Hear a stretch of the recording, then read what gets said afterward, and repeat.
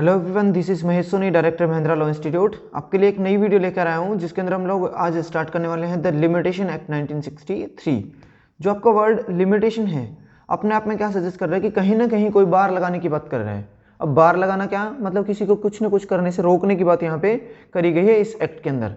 क्या करने से रोकेंगे, किस चीज़ के ऊपर बार लगेगा, क्या पार्टीज के राइट के ऊपर बार लगेगा या फिर उनकी कोई भी जो जुडिशियल रेमेडी है, मतलब जो रेमेडी क्लेम करता है वो कोर्ट के अंदर जाने से ही वहाँ पे कोर्ट में जाने के बाद जो भी वो रेमेडी मांगेगा, क्या उसके ऊपर कोई बार लगाने की बात हो रही है कि उसको वो रेमेडी नहीं मिलेगी, या फिर इस तरीके का कोई लिमिटेशन पीरियड एक तरीके से बता रखा हो कि इतने टाइम के अंदर उसको अपने राइट को क्लेम कर लेना है, तो क्या उसके रिगार्डिंग कोई चीज़ आपकी बार लगाने की बात करी गई है।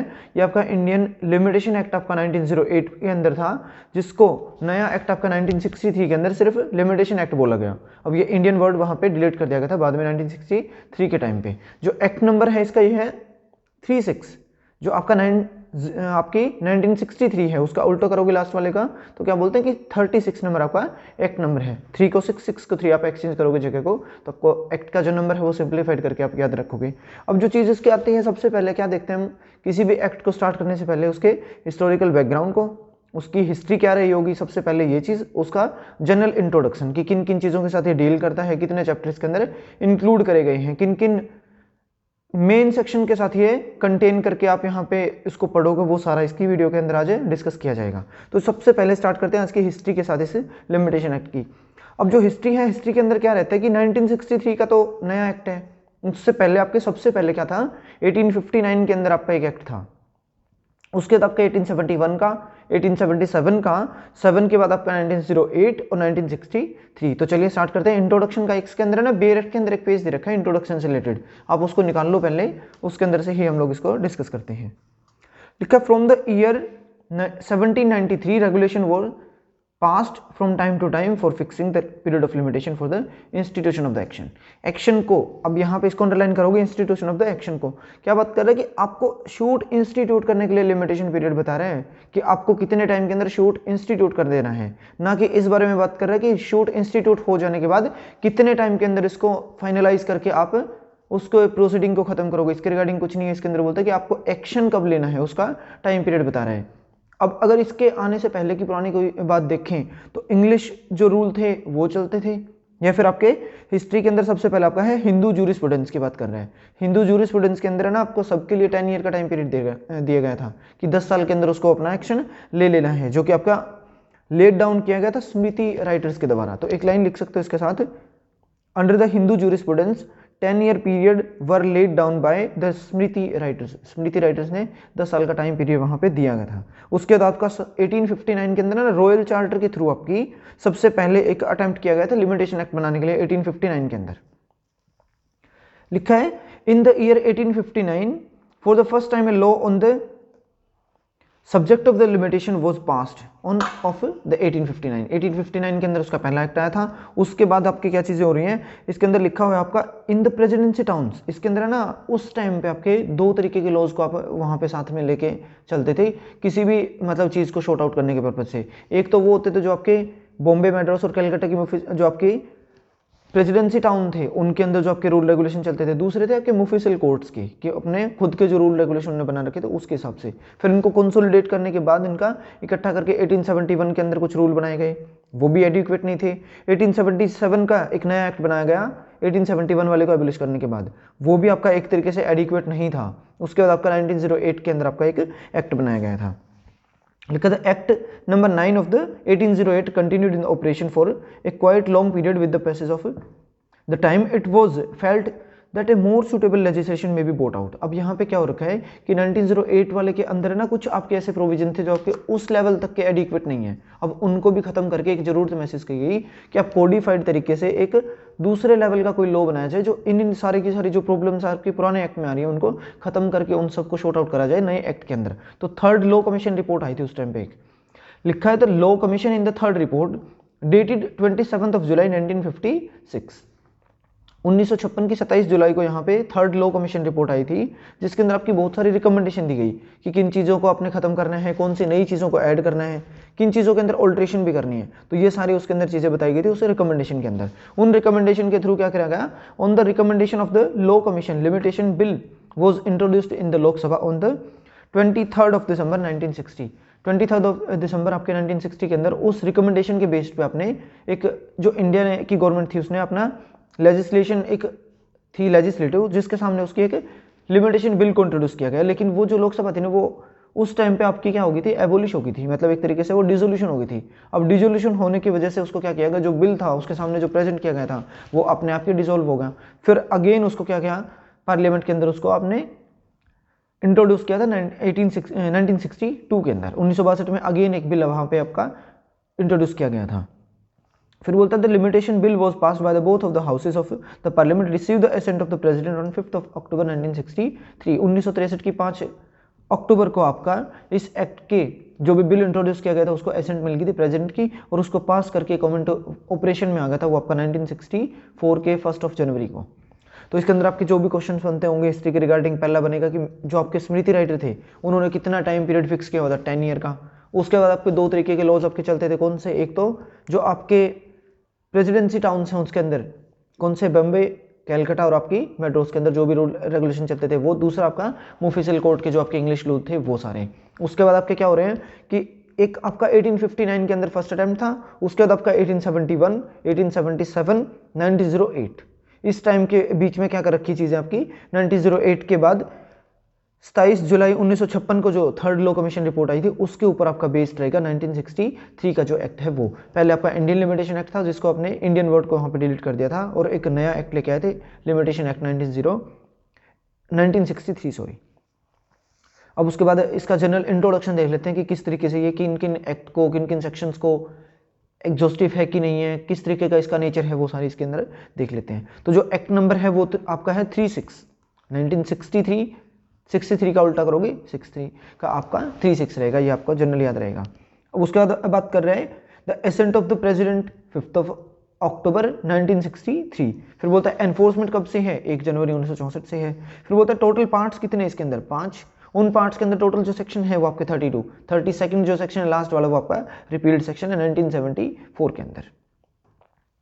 फिर आपका बात करते हैं कि शेड्यूल भी है, एक शेड्यूल के अंदर कितने बोलते हैं आर्टिकल्स दे रखे हैं और कुल पार्ट दे रखे हैं। अब 10 पार्ट के अंदर आपके 137 आपके आर्टिकल्स हैं और 10 आपके टोटल पार्ट उस शेड्यूल के अंदर दे रखे हैं। जो एक्ट है मेन उसके अंदर पार्ट अलग दे रखे हैं और जो शेड्यूल आपका है उसके अंदर अलग है, दोनों को पीटी के हिसाब से याद रखना है आपका अलग अलग। ये बोलता है कि जो पार्ट आपके पूरे एक्ट के अंदर वो 5 हैं, लेकिन उसके शेड्यूल के अंदर जो दे रखे हैं वो आपके 10 पार्ट हैं। उसके बाद आपका क्वेश्चन आता है कि किस पे बेस्ड है 1963 का जो एक्ट है वो आपका वो बेस्ड रहेगा थर्ड लॉ कमीशन रिपोर्ट के ऊपर, जो कि आपकी रिपोर्ट आई थी 27 जुलाई 1956 सॉरी आपकी 1956 27 जुलाई को इसकी जो रिकमेंडेशन आई थी इस पे आपका ये बेस्ड है। फिर इस एक्ट का ऑब्जेक्ट क्या रहेगा, एग्जॉस्टिविटी कितनी है, इस चीज़ के रिगार्डिंग अभी डिस्कस कर लेते हैं। ऑब्जेक्ट मतलब कि इस एक्ट को लेके आने का क्या पर्पज़ रहा होगा। इस एक्ट का पर्पज़ अगर देखें हम लोग तो जो नॉर्मल चीज़ है वो क्या रहती है कि जैसे अगर ये एक्ट नहीं होता, मतलब अगर लिमिटेशन पीरियड अगर डिफाइन नहीं करा होता तो क्या होता कि मतलब कोई भी पर्सन ऐसा है जिसका जो भी राइट अराइज हो गया उसके बाद जब मर्जी चाहे वो शूट फाइल कर दे कोर्ट में।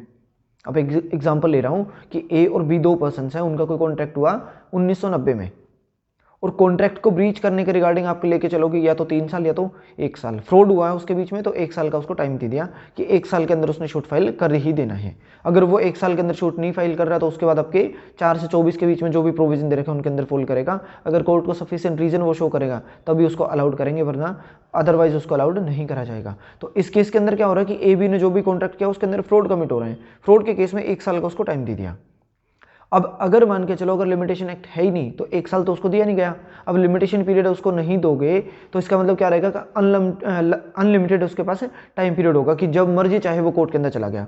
अब 30 साल या 40 साल के बाद वो कोर्ट में जा रहा है, 30 साल तक उसने कोई भी उससे कोई डिमांड नहीं कर रही, ना उससे वो बोल रहा है कि तूने उस टाइम पे मेरे साथ कोई कॉन्ट्रैक्ट किया था जो कि उसने फ्रॉड के थ्रू उसने साइन करवाए थे, मिस रिप्रेजेंटेशन करी थी, इसके रिगार्डिंग अगर कुछ है तो वो आपका यहाँ पे कुछ नहीं बोल रहा है। 30-40 साल के बाद जाके देखोगे ना तो उस टाइम पे क्या रहता है कि मतलब उस टाइम पे जो आपने 1990 में कोई भी कॉन्ट्रैक्ट किया था उसके जो भी डॉक्यूमेंट्स वगैरह थे उनकी वैलिडिटी भी घट जाती है, उसकी जो एविडेंशियल वैल्यू है वो आपके सेक्शन 90 एविडेंस एक्ट के अंदर उसकी भी कम हो रही है। दूसरी चीज़, उस टाइम पे आप हो सकता है कि राइटिंग फॉर्मेट में उसने चीज़ नहीं करी हो और वो आपकी सिर्फ ओरली कोई कॉन्टैक्ट हुआ था। अब ओरल के रिगार्डिंग क्या रहेगा, 40 साल के अंदर आपकी मेमोरी शार्प इतनी नहीं होती कि उस टाइम पे आप 40 साल के बाद भी वो सारी बातें याद रखोगे कि क्या क्या कॉन्ट्रैक्ट के अंदर उस टाइम पे बोला गया था वो सारी चीज़ें। तो यहाँ पे कन्वोक्शन होने के चांसेस ज़्यादा हैं।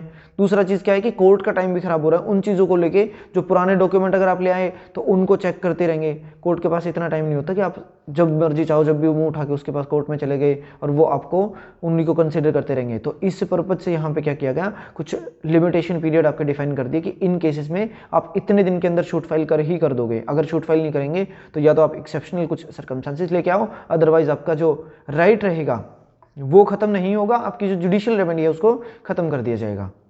जो सेक्शन 27 है इस एक्ट का उसके अंदर लिखी हुई चीज़ें हैं। ये बोलता है कि जो लिमिटेशन एक्ट है वो बार करता है जुडिशियल रेमेडी को, नॉट द राइट। अब जुडिशियल रेमेडी आपकी क्या चीज़ है और राइट क्या चीज़ है, उनका डिफरेंस एक बार बता देता हूँ।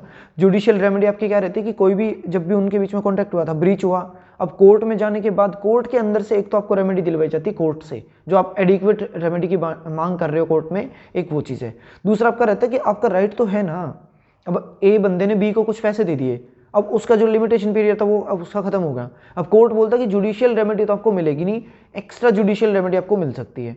एक्स्ट्रा जुडिशियल रेमेडी क्या रहेगी कि आउट ऑफ कोर्ट आप अपने हिसाब से समझौता कर सकते हो, एग्रीमेंट कर सकते हो, कुछ भी करोगे, कोर्ट के अंदर आपको कुछ नहीं मिलेगा। तो ये सेक्शन 27 आपका बोलता है कि जो आपका लिमिटेशन एक्ट है वो बार करता है किसी भी जुडिशियल रेमेडी को और नॉट द राइट को। राइट को यहाँ पे बार नहीं किया गया है, राइट तो उसका एग्जिस्ट करता ही रहेगा। ऑब्जेक्ट के अंदर एक लाइन लिख भी सकते हो कहीं पे भी, to compel a person to claim और exercise his right of action within the reasonable time. अब इसके अंदर बोलता है कि रीजनेबल टाइम के अंदर उसको एक्शन अपना जो लेना है वो लिया जा सकता है, अदरवाइज उसके राइट को यहाँ पे खत्म नहीं करेंगे, उसकी जुडिशियल रेमेडी है उसको खत्म कर देंगे। फिर आपका आता है कि रिट पिटीशन के ऊपर क्या ये एक्ट अप्लाई होगा कि नहीं होगा, एक ये क्वेश्चन है। एग्जॉस्टिविटी की अगर बात करें पहले तो ये एक्ट आपका पूर्णतया अपने आप में कंप्लीट एक्ट है, एग्जॉस्टिव एक्ट बोला जाएगा। जितने भी इसके अंदर प्रोविजन दे रखे हैं उनके रिगार्डिंग ये एग्जॉस्टिव एक्ट है, जितने भी बता दिए। अब एग्जॉस्टिविटी का मैं एक चीज़ अगर फर्दर एक्सप्लेन करूँ तो मान के चलो कि कोर्ट जो है अपने लॉजिक लगा के कि ये इसने ऐसा ऐसा काम कर रखा है जी, इसके केस के अंदर तो उसको आप 10 साल का टाइम पीरियड होना चाहिए, इसके अंदर तो 3 साल है, तो ऐसा कुछ नहीं चलेगा। मतलब ना ही तो पार्टीज के एग्रीमेंट की वजह से या फिर ना कि कोर्ट की डिस्क्रिशनरी पावर को एक्सरसाइज करके 151 सीपीसी वाले उन सबको एक्सरसाइज करने के बाद कोर्ट इस लिमिटेशन पीरियड को एक्सटेंड नहीं कर पाएगी। ये अपने आप में एक कंप्लीट एक्ट है आपका। यूँ बोलता है कि जो भी इसने एक्सप्रेसली दे दिया इसके अंदर सिर्फ वही आपको प्रोवाइड करवाया जाएगा, इनके अलावा कोर्ट की और पार्टीज की कोई पावर नहीं है कि वो अपनी डिस्क्रिशनरी पावर या फिर अपनी एग्रीमेंट के थ्रू उस टाइम को बढ़ा सकें, ऐसा कुछ यहाँ पे नहीं लिखा गया है। दूसरा आपका बता है कि ये आपका जो लिमिटेशन एक्ट है वो आपका अपने आप में एक एडजेक्टिव लॉ की तरह रहता है वैसे। अब जो एडजेक्टिव लॉ वो क्या है, प्रोसीजर लॉ का पार्ट। अब बीइंग ए प्रोसीजर लॉ आप सबको पता है कि वो अपना किस तरीके का ऑपरेशन लेके रखेगा, रेट्रोस्पेक्टिव ऑपरेशन अगेन रखेगा, मतलब रिलेशन बैक में पीछे की डेट से ही यहाँ पे एप्लीकेबल होता चलेगा, इस तरीके का ये आपका नेचर लेके चलता है। अब उसके बाद एक क्वेश्चन आता है कि लेक्स फोरी है या फिर आपका किस तरीके का इसका नेचर है, तो लेक्स फोरी ये लो रहेगा आपका, इस लो को बोलते हैं लेक्स फोरी। अब रिट पिटीशन वाली बात है कि रिट पिटीशन के ऊपर ये आपका अप्लाई नहीं होता। अब इसके केस में क्या करोगे, रिट किस लिए डलती है, पब्लिक नेचर की हो सकती है या फिर आपकी प्राइवेट नेचर की, किसी भी तरीके की आपकी रिट हो सकती है। अब रिट के अंदर बोलते हैं कि लिमिटेशन एक्ट है एक्सप्रेसली ये आपका अप्लाई नहीं होता, तो फिर क्या अप्लाई करोगे, अगर लिमिटेशन पीरियड नहीं होगा तो रिट तो फिर इसका मतलब आपका आज कोज ऑफ एक्शन अराइज होगा। आप शूट फाइल कर रहे हो 50 साल के बाद, ऐसा तो अलाउड नहीं करा जाएगा ना, तो फिर लिमिटेशन एक्ट के अंदर ऐसा कुछ नहीं है, तो फिर अप्लाई क्या करोगे, वहाँ पे अप्लाई आपकी होती है डॉक्ट्राइन ऑफ लेचिस की बात करते हैं। डॉक्ट्राइन ऑफ लेचिस का जो एग्जैक्ट मीनिंग वो रहता है आपका expiration of the period, time खत्म हो गया उसके बाद आपकी डॉक्ट्राइन ऑफ लेचिस एप्लीकेबल कर देंगे। मतलब क्या रहता है उसका कि जिस जिस जगह पे आपका लिमिटेशन एक्ट अप्लाई नहीं होता वहाँ पे आपका डॉक्ट्राइन ऑफ लेचिस अप्लाई होता है, ये आपकी एक एस्टेब्लिश्ड लॉ की तरह आपकी रहती है। फिर आपका बात करता है कि जो लिमिटेशन पीरियड है उसको वेव भी नहीं कर सकते हैं। इसके अंदर आपका एक केस लॉ है उसका नाम लिख लो कि जो लिमिटेशन पीरियड ऑफ लिमिटेशन है can not be waived by the agreement of the parties, उसको आप दोनों पार्टीज के एग्रीमेंट से या फिर किसी भी तरीके से यहाँ पे उसको वेव नहीं करा जाएगा। जो पार्टी है अपने राइट ऑफ लिमिटेशन का जो आपका है पीरियड ऑफ लिमिटेशन के रिगार्डिंग उसके ऊपर कोई भी एक तरीके से वेव नहीं कर सकते। केस का नाम लिख लो सैमुअल बर्ग, SAMUEL PURGE सैमुअल बर्ग वर्सेस इम्प्रूवमेंट ट्रस्ट लखनऊ, 1994 का अवध हाई कोर्ट का ये केस आपका।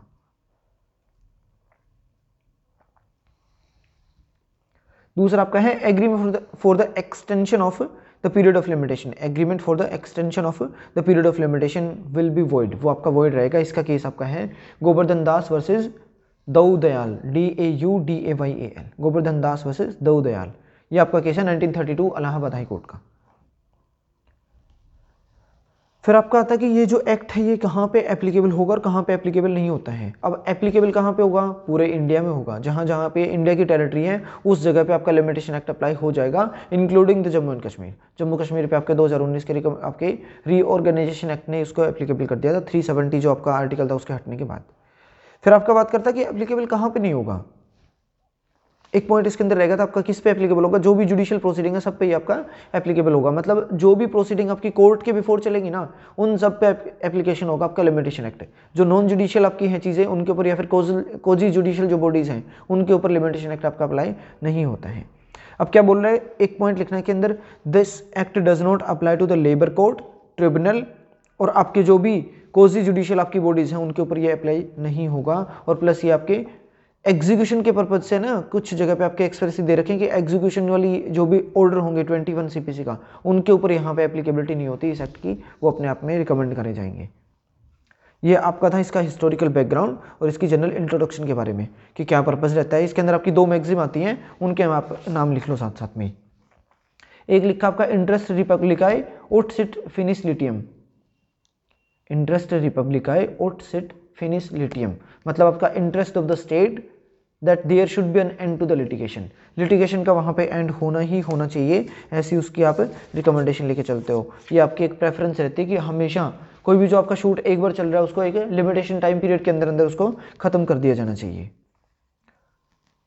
और दूसरा आपका है एक विजिलेंटिबस नॉन डोरमेंटिबस जूरा सबविनियंट, इसके नाम है ना मैं आपको एक इसके डिस्क्रिप्शन बॉक्स के अंदर दे दूंगा, जनरल इसके अंदर आप लिख सकते हो कि जो मतलब आपकी जो फिलोसॉफी ऑफ लिमिटेशन एक्ट है ना वो आपकी बेस्ड रहती है 2 प्रिंसिपल के ऊपर।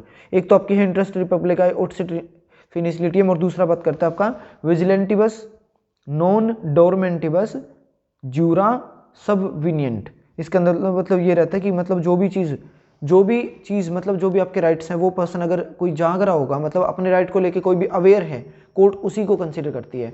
मतलब आप क्या कर रहे हो कि आपका 1990 में कॉन्ट्रैक्ट हुआ, आप 2030 में या 40 में जाके आप कोर्ट में जा रहे हो, तो ये आपका अपने राइट को लेके आप जागरूक नहीं हो। मतलब कोर्ट उन्हीं को फायदा देगी, उन्हीं को रेमेडी देती है जहाँ पे आपकी जो पार्टी खुद है जिसका आप राइट वोलेट हो रहा है, जिसका वो खुद ही अपने राइट को लेके अगर अवेयर नहीं है तो कोर्ट के लिए अवेयर नहीं होगी, अब पार्टी को खुद को ही अवेयर होना पड़ेगा। वहाँ पे क्या रहेगा, डिले डिफीट द इक्विटी, मतलब अगर ज़्यादा डिले करोगे, अनरीजनेबल जो भी डिले करते जाओगे वहाँ आपकी जो इक्विटी उसको डिफीट करता चलेगा। तो ये आपके जनरल इंट्रोडक्शन और इसकी हिस्टोरिकल बैकग्राउंड था। नेक्स्ट वीडियो के अंदर इसके सेक्शन 2 के अंदर किन किन चीज़ों की जो डेफिनेशन दे रखी है उनके पार्ट को और उसके बाद आपके रेगुलर सेक्शन को हम लोग डिस्कस करेंगे। अगर आपको वीडियो के अंदर कुछ भी क्वेरी है तो आप मेरे को कमेंट बॉक्स के अंदर बता सकते हो, पूछ सकते हो क्वेश्चन बकायदा।